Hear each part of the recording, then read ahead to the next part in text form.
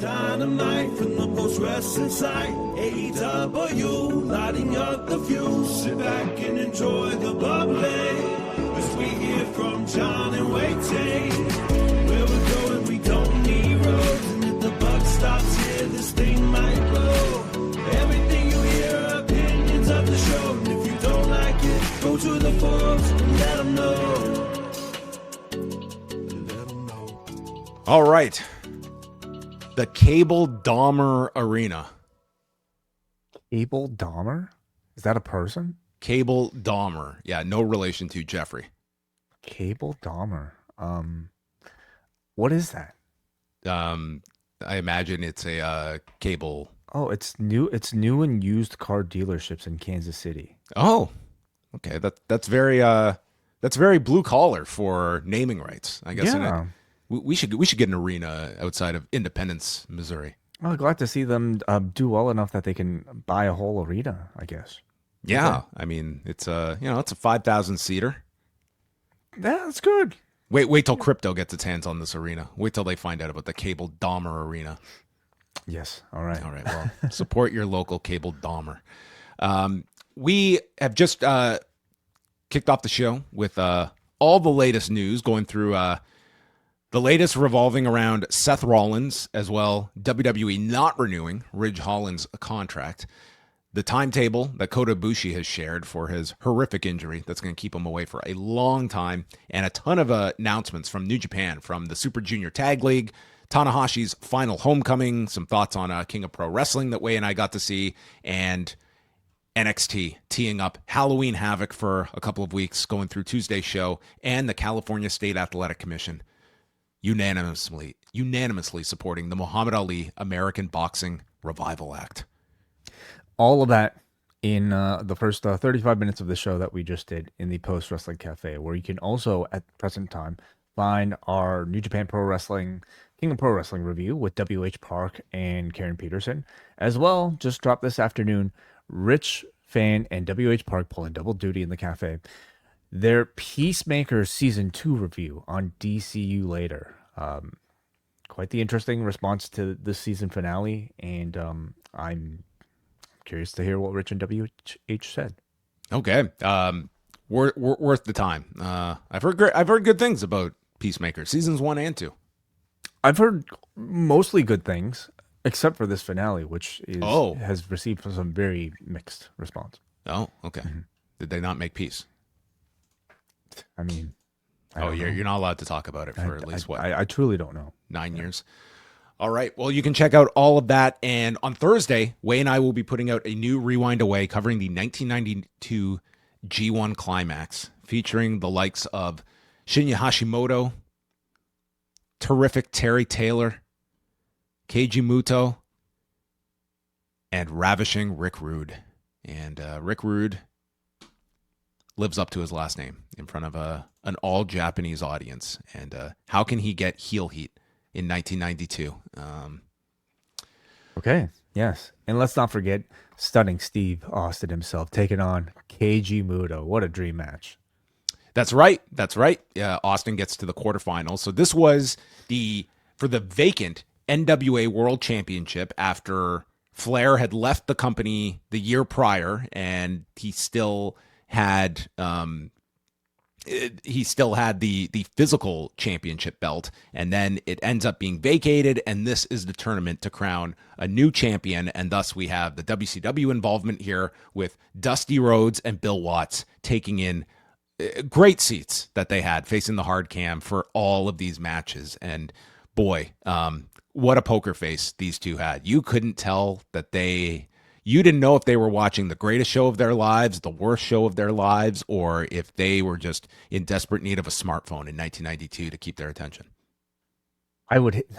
So I've been to wrestling shows where like I've had those seats, and I hated them. Like I almost didn't want to sit there, because I don't want my face to be on screen having to react. If you don't react, that says something. If you react too much, that says something too. Anyway, hate those seats. It's tough. That's why Wai goes. Green shirt guy can keep them. The nosebleeds.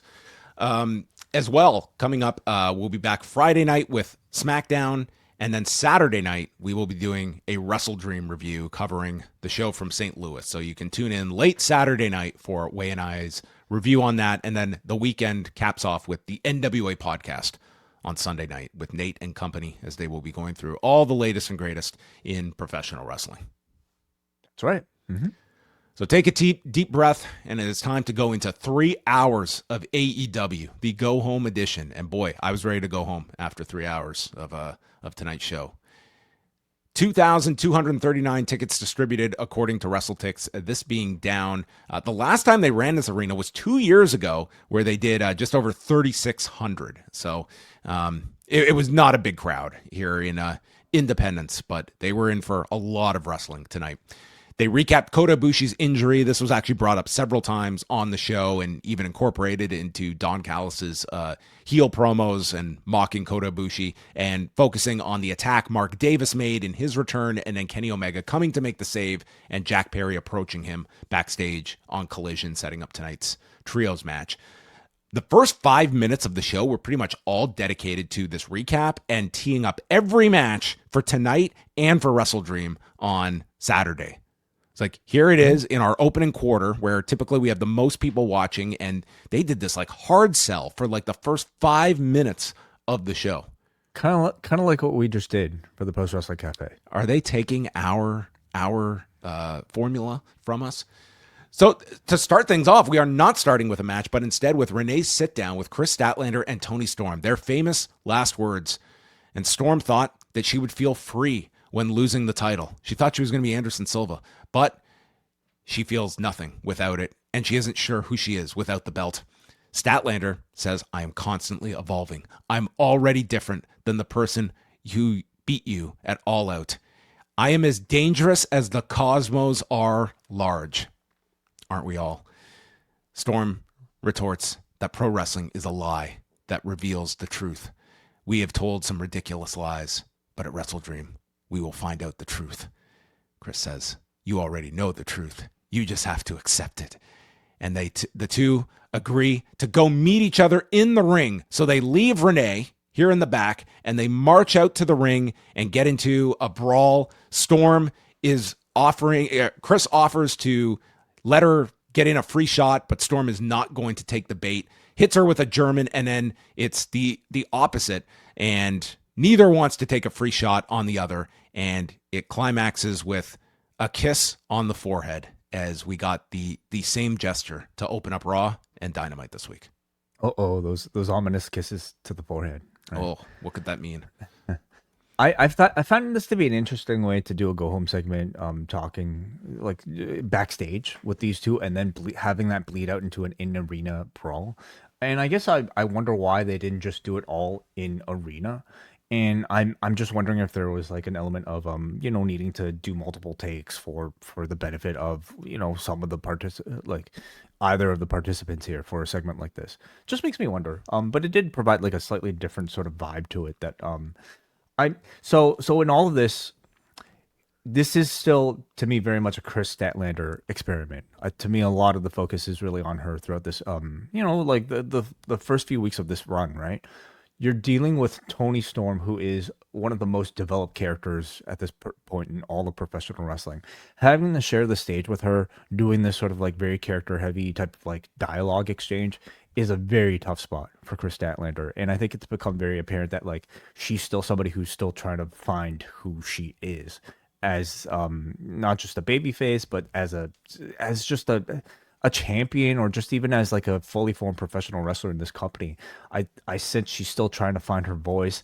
She's kind of speaks as if like she's everything she was in the past rolled into one. So you're getting hints again of like the alien thing.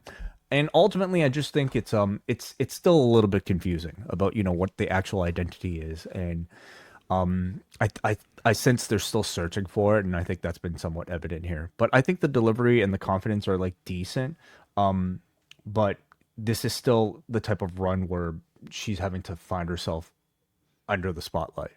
So yeah, and primarily backstage, she also had to do a Toni Storm segment, like playing that role as well. which is it's a tough spot. I think it was where she had like this very, very involved dialogue to have to go match wits with Tony Storm. Jack Perry had a much easier calming influence in that he was just sitting back, cutting wood.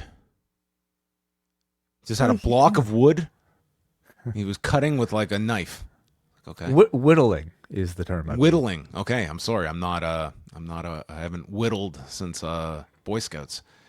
He is grateful for the Young Bucks, but when I needed you most, you didn't have my back. So I had to look to the past for someone who did. And Luchasaurus growls.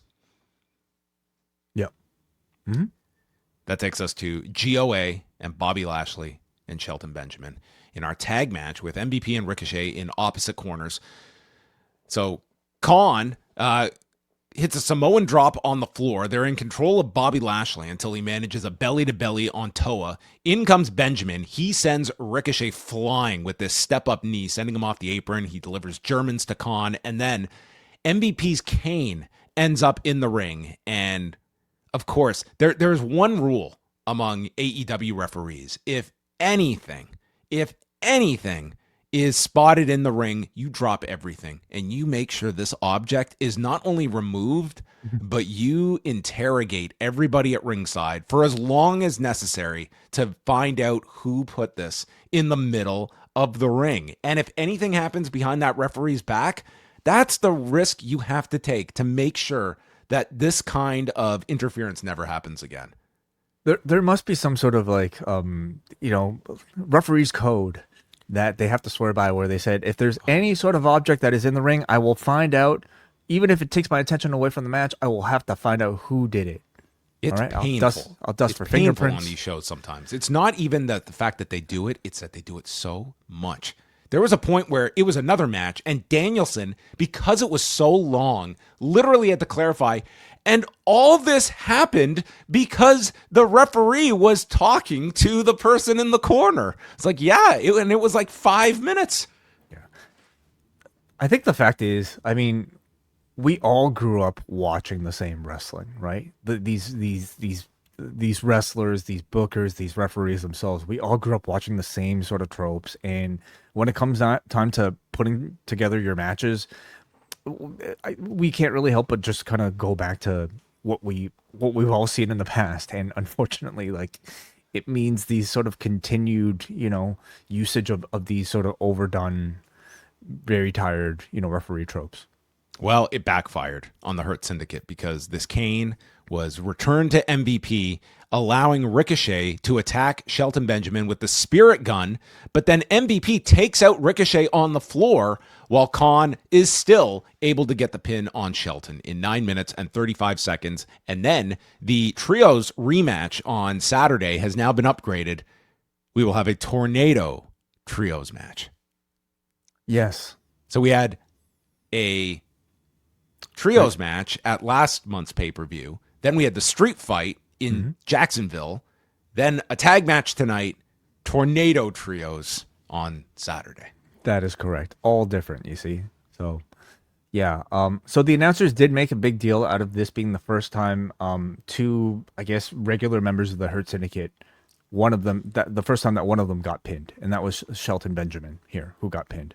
So maybe that'll satisfy some doubters who continue to, wonder if there's any issue with either of these two take a pin. Well, Shelton took a pin here based off of some cheating here from Ricochet. But this definitely does signal a Hurt Syndicate win on Saturday because I can't see them taking 3 losses, unless MVP takes another pinfall. That's always possible. Overall, I found it to be a good hoss fight. I think this exposure has been really good for Gates of Agony, but they are really burning this feud out, and I just don't know how many more times I could see it, like these sort of iterations of this pairing between the Hurt Syndicate and the Gates of Agony or the Demand. I think there's more. We could still do a no DQ trios match. We could do a Falls Count Anywhere. We got the street fight, which encompassed all that. But you could label it no DQ. Right. Okay. Sure. They showed the angle from the New York Comic-Con with Darby attacking Jon Moxley. And earlier today, Jon Moxley and Darby met in a prison. I don't know how these two got here. Did they rent this place out?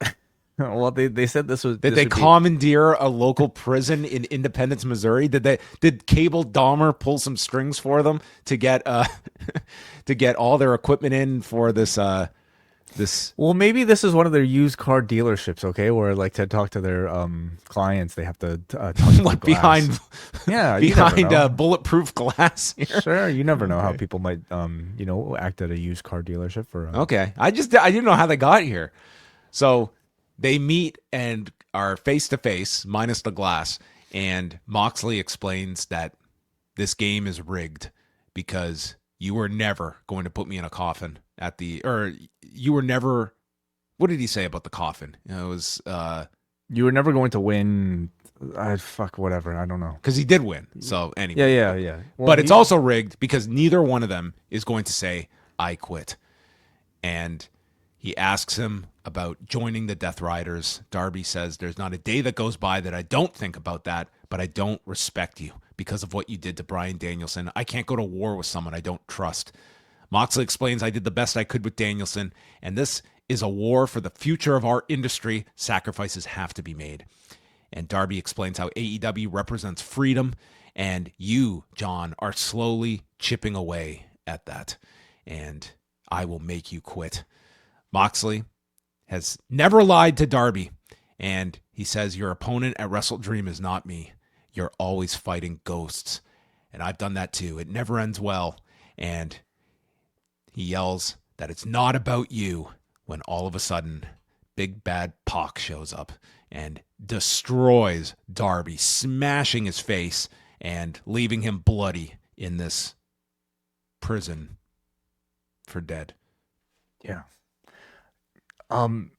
I didn't mean to overly influence the tone. I did like this segment, just to get that out there. Okay, I know you're interpreting this as me not liking it. I actually liked all the Darby stuff on this show. Let me just speak on that for a second.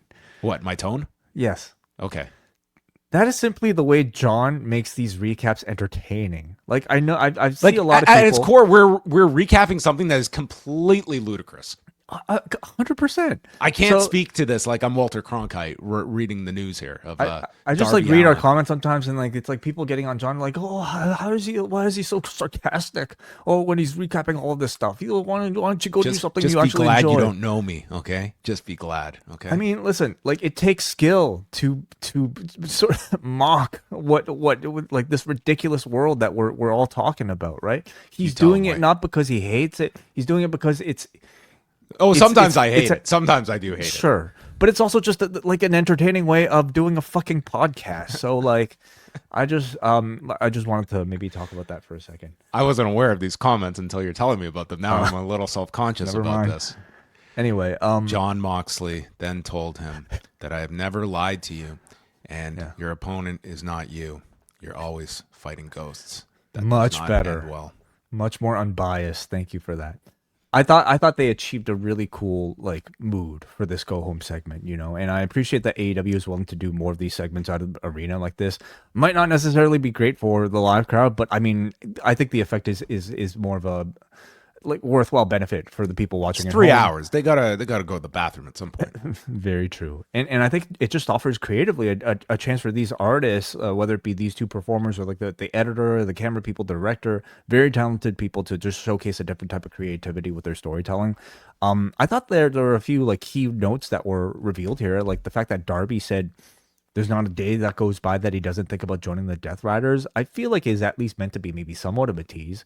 But he did say, I don't join them because of you, John Moxley. I like what you're trying to do, but I just don't like the method that you're going. It's at its core, and I don't think this has all been explained so well throughout the whole Death Riders thing. Is that John Moxley's mission statement is not one that the babyfaces should be against. It's more so the way in which he is going about this. He is trying to preserve his idea of what AEW should be, and he is not open-minded to these different performers, and the way in which he is going about it is something that they cannot agree with. But there are a lot of similarities. Like they do think in the same idea of John. It's the way of which you're going about executing this plan. Yeah, all of that is the genesis of the Death Riders and what John Moxley is after, right?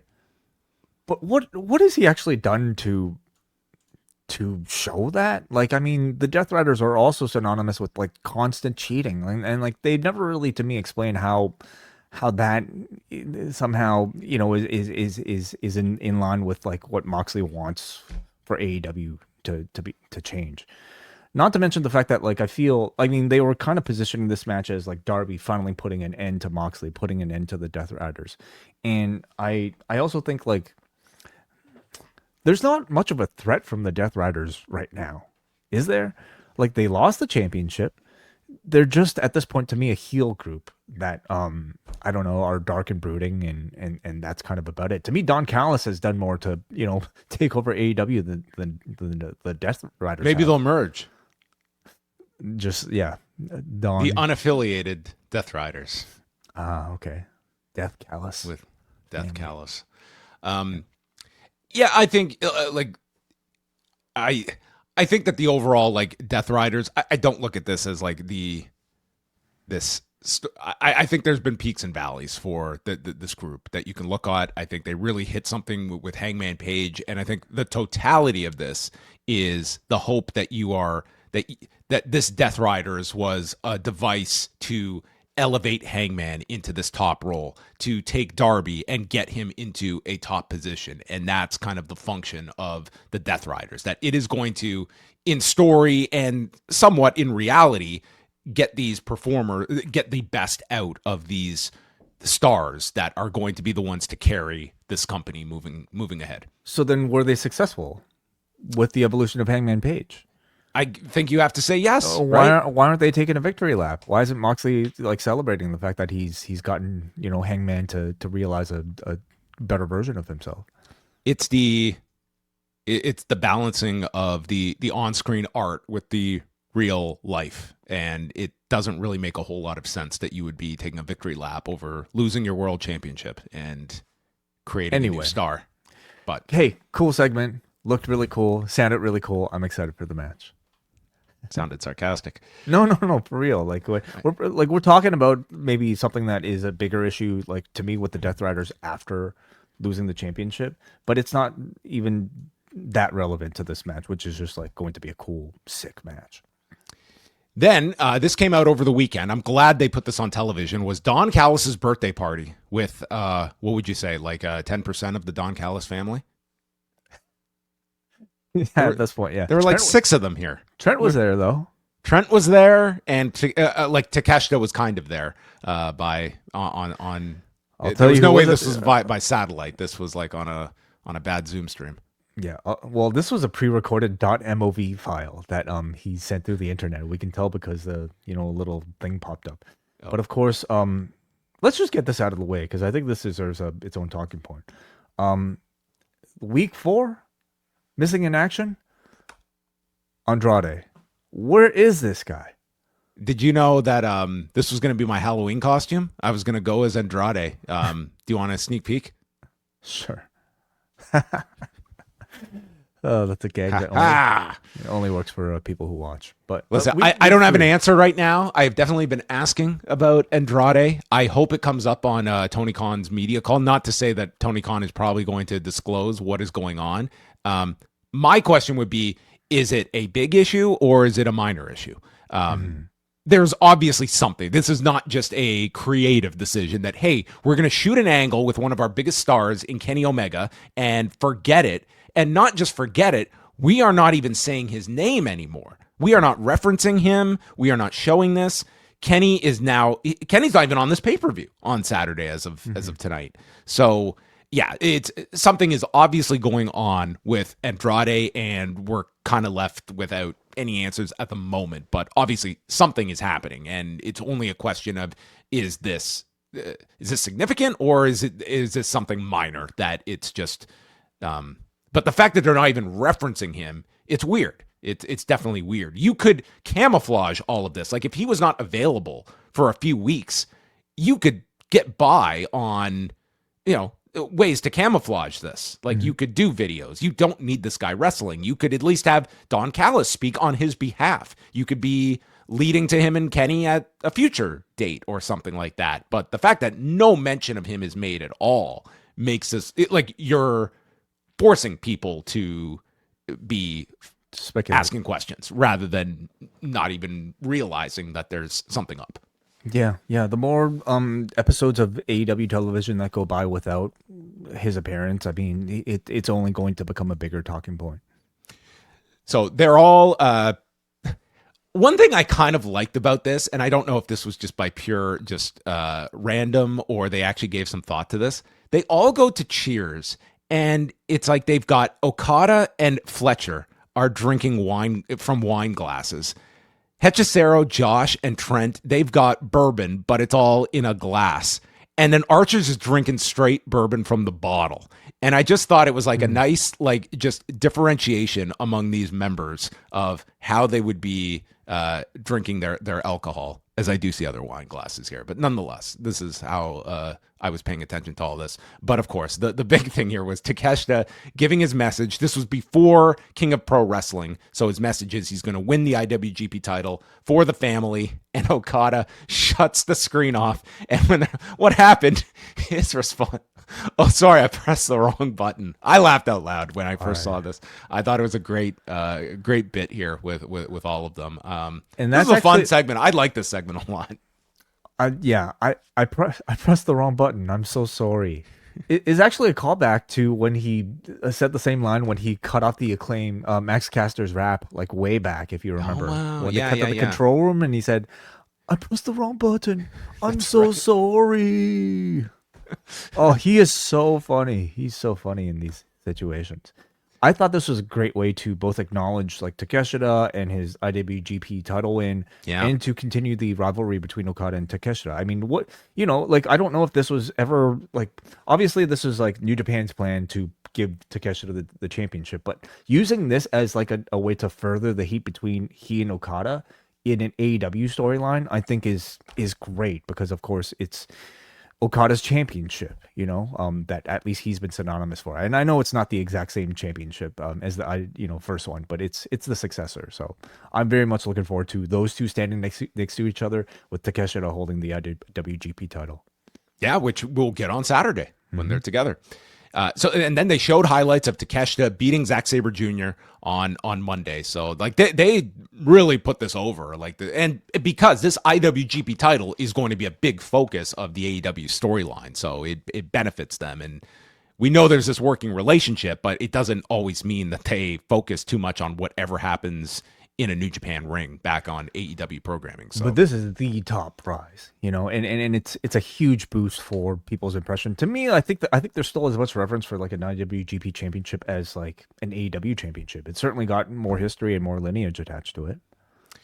So we go to first of several trios matches. We did Claudio and Roderick Strong, which we not much. Don't worry about it. Claudio beat him. There are a lot of matches here. So yes, we had Claudio and Roderick Strong. The big news out of this match: Taz had his shoulder replacement surgery earlier today. So best to Taz. He noted in advance he's going to be away for a couple of weeks. See, he was worried about the same speculation that Andrade is receiving, so he wanted to get ahead of things, and he put this message out: I'm getting shoulder surgery. I'm going to be gone for a few weeks. I will be back. So could this be the ruse of the century? Taz, his shoulder's fine. Did he do a coast-to-coast headbutt before they went live? Watch for Taz on the Rich Eisen show. Yeah, look out. No, Rich Eisen, I would be banning wrestlers from my show, but I think he probably enjoyed it. So anyway, they had a really nice match. It was just, this was a show with a lot of nice matches on it overall. It was a lot of it. This is a promotion with a lot of nice matches. So, yes, they were. And this was a show where I think I wanted more segments that were just drilling home the pay-per-view on Saturday. And the few we got, I thought were very effective. But this was 3 hours where it was like, we're going to fill it with matches. And that's what you got on the show. So they went 10 minutes, 49 seconds. Strong made a big comeback, hit a backbreaker on the barricade, and then one on the top turnbuckle, but then gets caught with a pop-up European uppercut. So Claudio gets the win. Josh Alexander, Hechicero, and Mark Davis, the returning Mark Davis, against Kenny Omega and Jurassic Express. Callis comes out introducing Davis, his man that he has in perpetuity. They mock Kota's injury, snapping it like a twig, and Callis jokes that Kota will have a spot in the family for you when you return in 5 years. So Omega gets knocked down to the floor and gets beaten down for the first portion of this match. Excalibur compares Mark Davis to an Australian Stan Hansen. Don't tell Tony Storm that.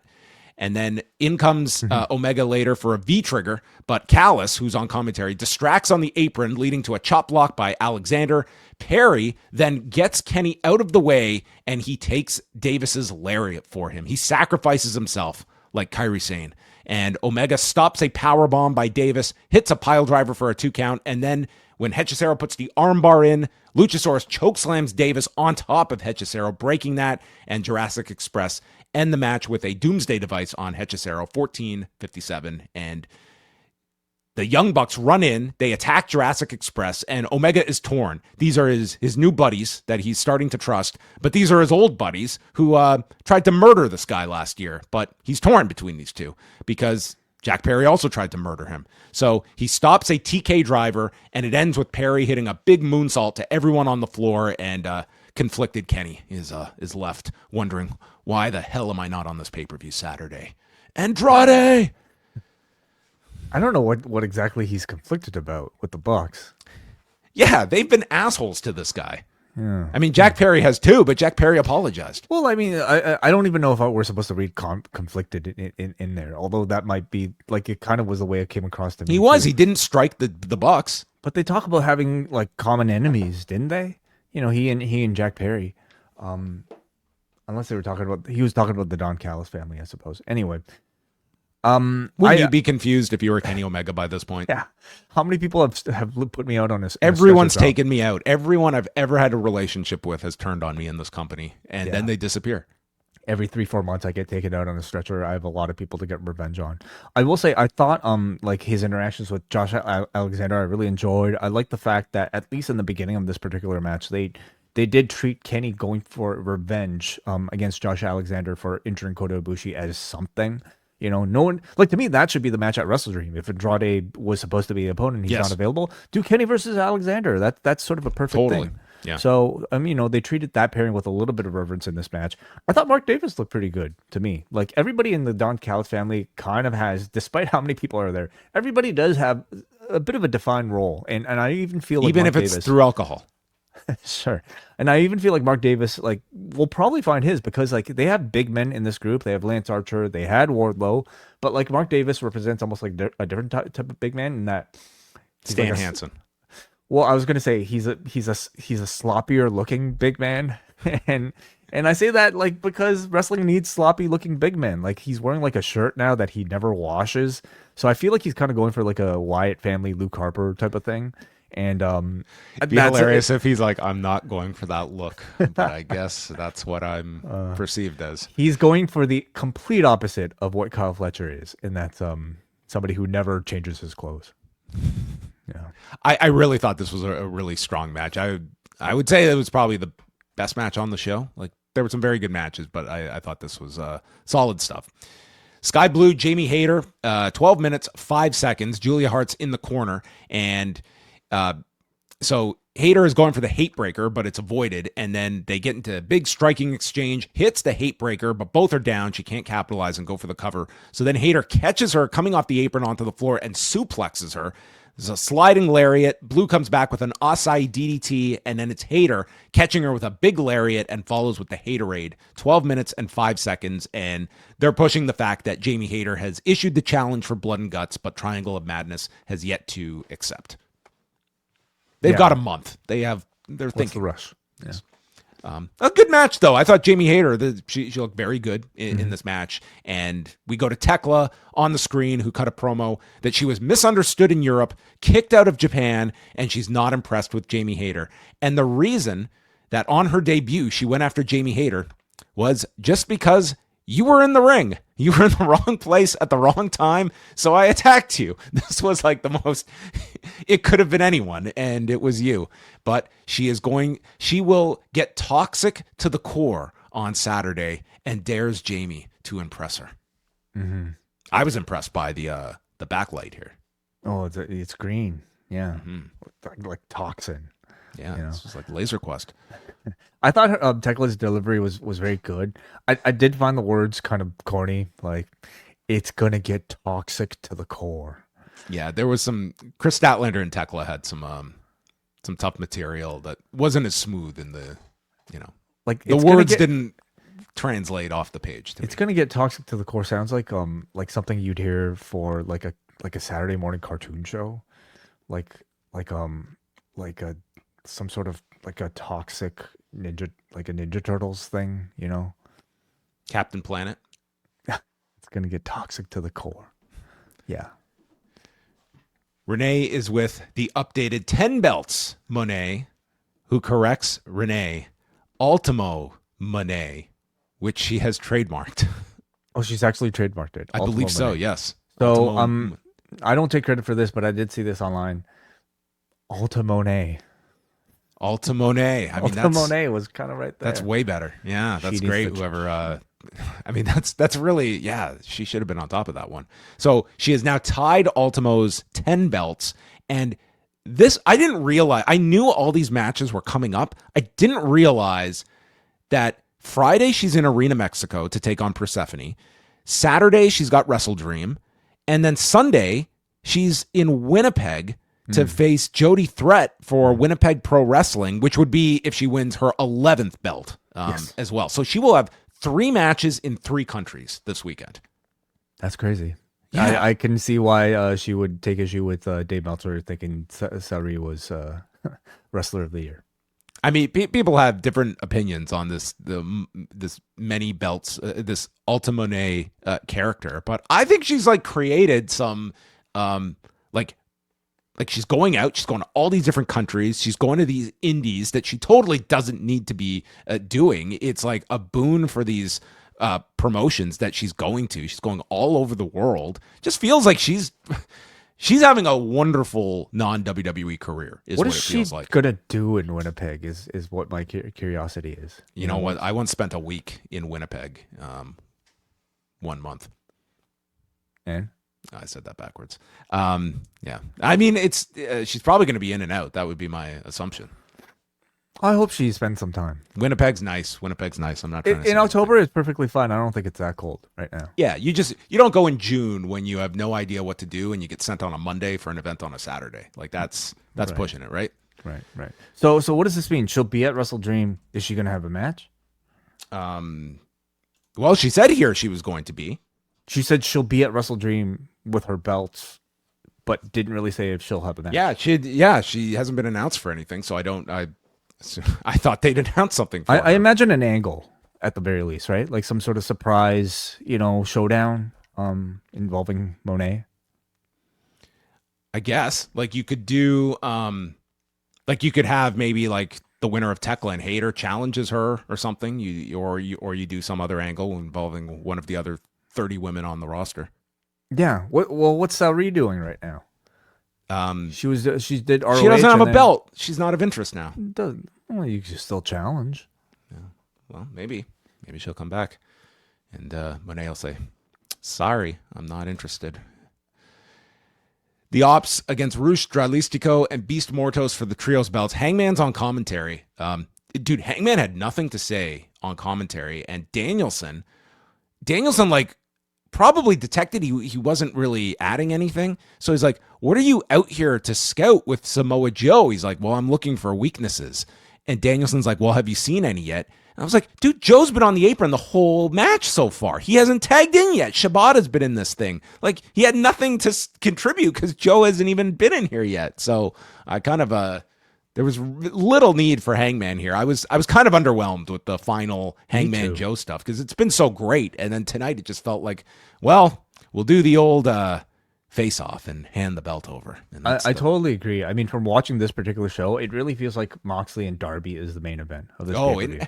And I feel it should be the main event. Like, it really does feel like if that's the big blow off, I think this is a title match you could afford to put on before. I don't think it's a disservice to the championship.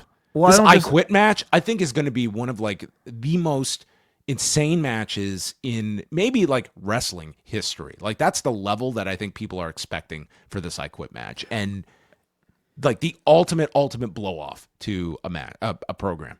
I don't disagree with you. I also feel though it's like, I mean, how many it's like at least 2 pay-per-views now where Hangman hasn't main evented, right? He headlined last month. Yeah, but the one before that was Lights Out, wasn't it? I'm trying to think. Like, there've been so many shows. What am I thinking about? Well, he headlined WrestlePalooza for sure, and then before that was Forbidden Door, which had what was on last? Was it Yeah, you are right. There was the Lights Out Steel Cage match. So yeah, it was him and MJF were second from the top. But it's fine. Like, he'll have the I mean, those are the championship two for a while. options. But man, you watch this show, and this show certainly felt like Moxley and Darby is your main event. So the trios match, it was a big beatdown on Shibata for a long period of time. Big reaction when Joe finally gets tagged in and he murders Dralistico.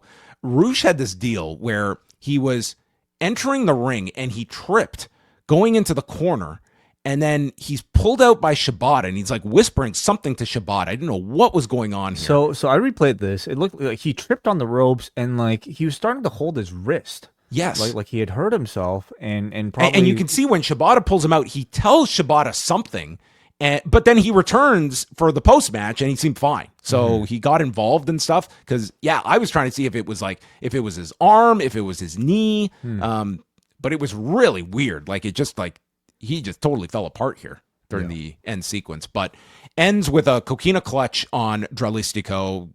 Good solid win for Joe in the trios contest, 11-28, and Roosh and company attack the Opps. Roosh spits towards Hangman, which I guess is maybe indicating something for those two on TV in the future. So Hangman gets up into the ring, fights them off, and Joe grabs his belt and hands it to Hangman and walks out. So kind of felt like, we hit our peak for this setup in the last couple of weeks, and this kind of just felt like the extra week to get to. I was disappointed with what has been a really, really well built up match for this go home. I was too. Yeah, it really felt like they didn't have any fresh ideas for this particular week, which is very disappointing considering I think how strong the last 2 weeks were and how much ground that I think they needed to cover for a feud that just didn't exist, like prior to the 3 or 4 weeks that we've had it. I would have totally done another promo segment or at least like something leading to a heated brawl, showcasing just how different this Samoa Joe is compared to like the usual Samoa Joe that we get. He's like, this to me should have been a Joe that is desperate for the championship, so desperate that he's willing to veer towards being more of a heel in order to, attain it. And this was just typical Opps Trios Joe, which to me is not the best version of Samoa Joe. This just kind of reminded you of the match. It didn't really do anything to amplify interest. After that, it was Daniel Garcia and Wheeler Yuta against Kyle O'Reilly and Orange Cassidy. All four fought on the floor. There's a pair of double hammer and anvil elbows delivered to Kyle O'Reilly, and then Yuta applies the crossface, and Danielson just buries them. He's like, they're not hitting them with the point of the elbow, and the crossface isn't applied properly. Just buried these guys for it. This is stuff we had been working on.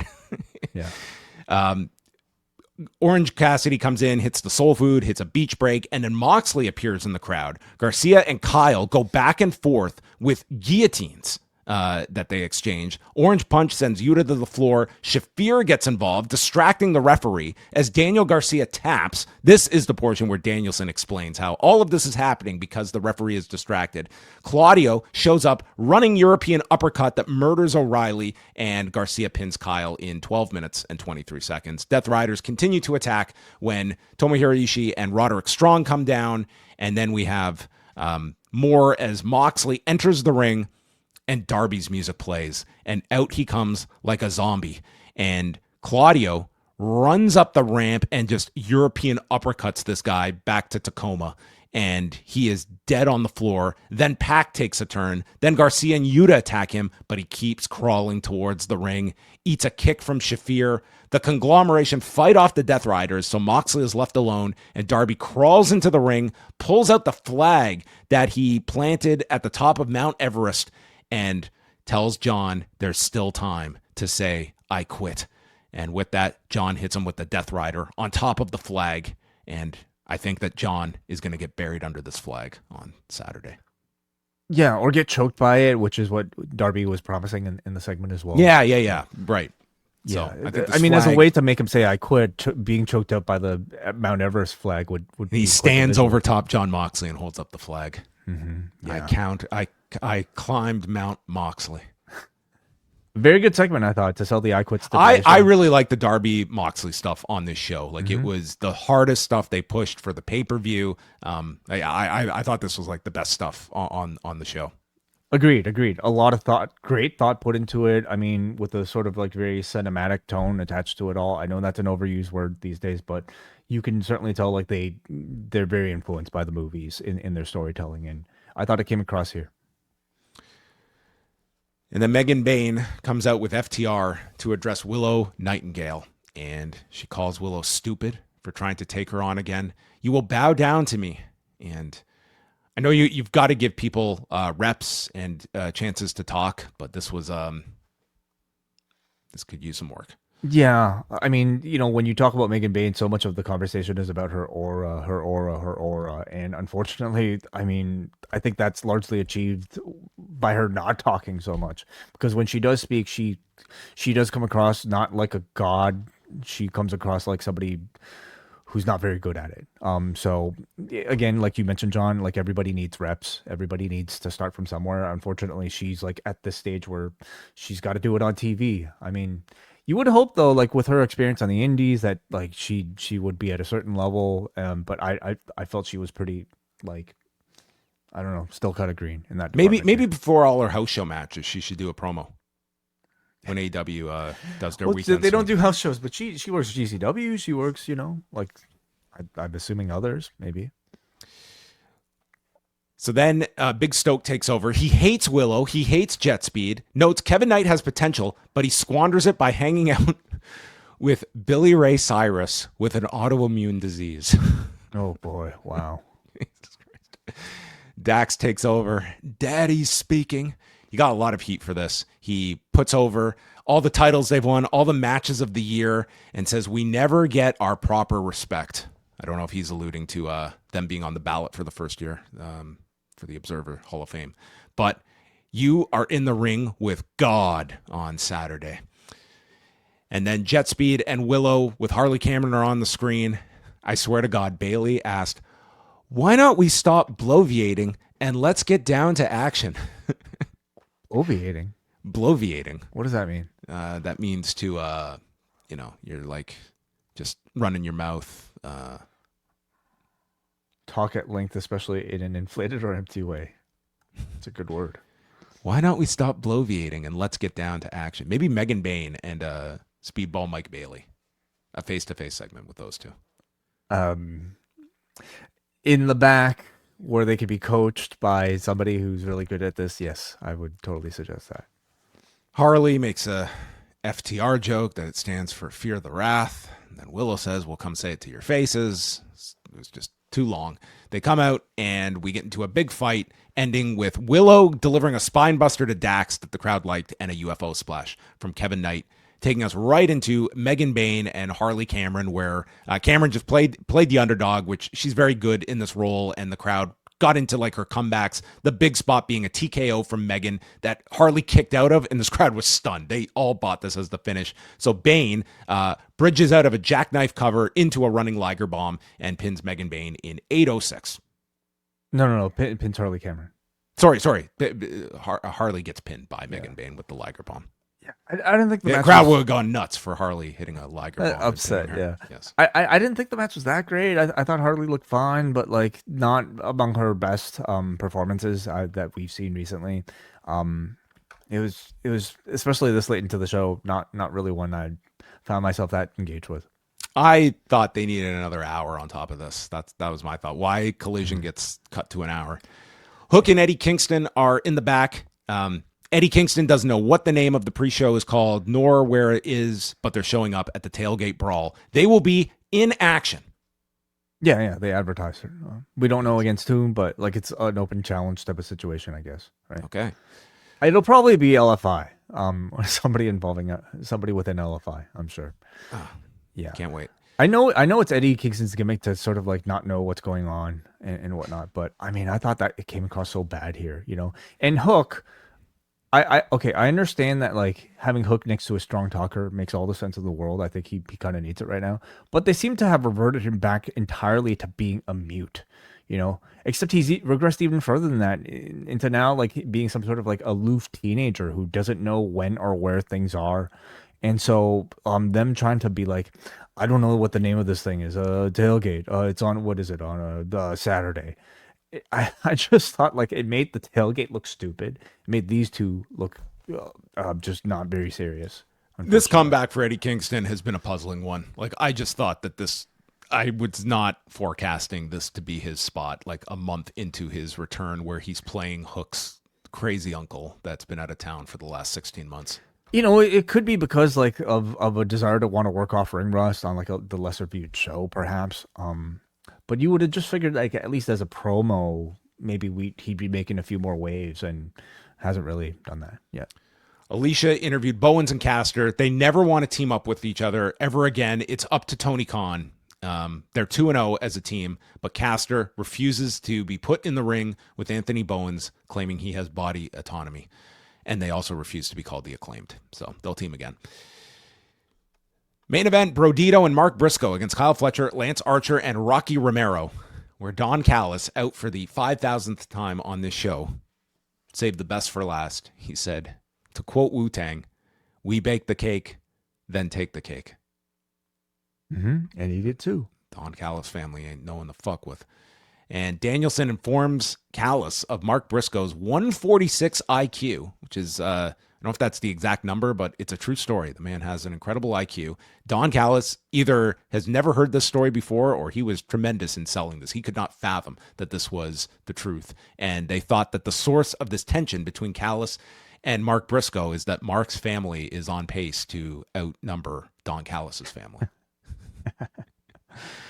Archer sends Bandito into Brody. Bandito tries to lift Archer, but can't as he continues to sell the left shoulder.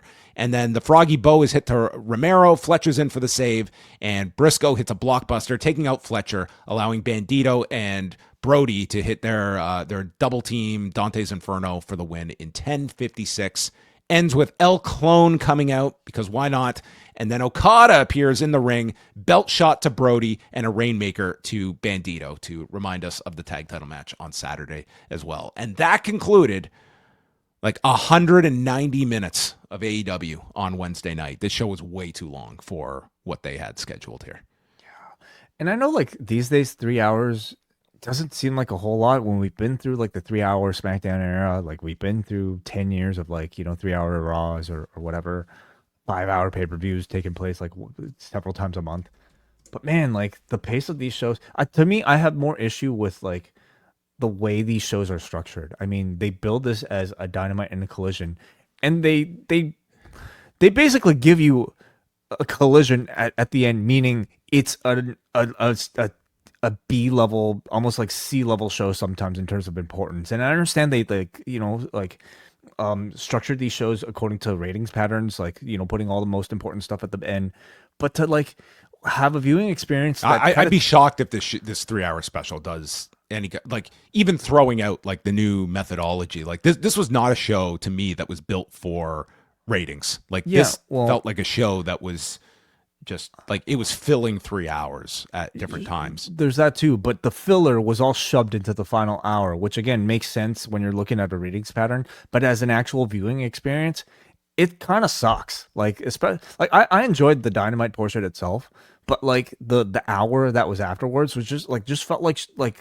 here's some more shit because I heard you like shit and we got you sitting down here anyway. So here's it. Just You're They just weren't eat it. dangling anything that was keeping you till the end of the third hour. There wasn't some like show long story that was going to culminate. There wasn't some promise of like your big showdown involving like Hangman and Joe to go into the pay-per-view. There was nothing that was hooking you onto this beyond you want some more great wrestling. You're going to get some moderate to very good wrestling in the third hour. Like you're not going to complain about that, but you've also seen 2 hours of it as well. And if I was saying, hey, if you want to go back to the show, I'd recommend the Kenny Omega Jurassic Express trios match, the Darby Moxley stuff, and I think you're pretty much set. Like those to me were like the high points of the show. Yeah, honestly, I can't even recall most of the show because I've seen so much of it. I'll have to actually like comb through it to be able to say. But I don't really enjoy these 3-hour experiments, not necessarily because of the length, because I don't think they craft enough of a sort of like well-flowing show for the 3 hours, and I don't think they put enough relevant, interesting, worthwhile matches or just content in general to fill the 3 hours. So this wasn't, to me, a great experience, but I'm sure you got a great 2-hour show in there. All right. Those are our thoughts on Dynamite / Collision. And again, we are going to be back on Saturday night after WrestleDream here on the YouTube channel. Hit subscribe, and you can always be checking out all of our stuff, including our brand new shorts that are taking the Post Wrestling Nation by storm. I quite enjoy these. It's the only time I've actually been scrolling through and watching myself. These are very well done. I did like the Big Data Plus panel creation. So a big shout out to Wai Ting's Young Lions. Sean and Luke doing a great job on the YouTube and also our TikTok at Post Wrestling Official and also Instagram at Post Wrestling. Maybe there are Oscar and Yuto Ice. They are to me, yes. They are the knockout brothers of Post Wrestling digital media, knocking it out of the park every day. I do want to make one mention here. This was announced today by Chop Tees that they are closing. So unfortunately, Dickie, who has put a lot of work into setting the shop up, for various reasons, it's just not necessarily feasible to keep the store open right now. So he has let us all know that in the coming weeks, the store will be closing. So that means I don't know what the future is necessarily for the Post Wrestling merch store, but it'll be a bit of an undertaking wherever it goes. And I don't even know, honestly, at this point, if like we're moving all the stuff yet. So all that is to say, if you've had your eye on any of the stuff that's on the store, chop-tees.com/postwrestling, you have at least at some point in the coming weeks to get your stuff. Yes, we appreciate all of Dickie Bird's great contributions. He has put a lot of work into Chop Tees. So more to come when we have updates on that front as well. So we're going to say goodbye on the YouTube channel. We're going to continue over on the Post Wrestling Cafe. We'll get some feedback, and we're going to do a very brief rundown of the WrestleDream pay-per-view.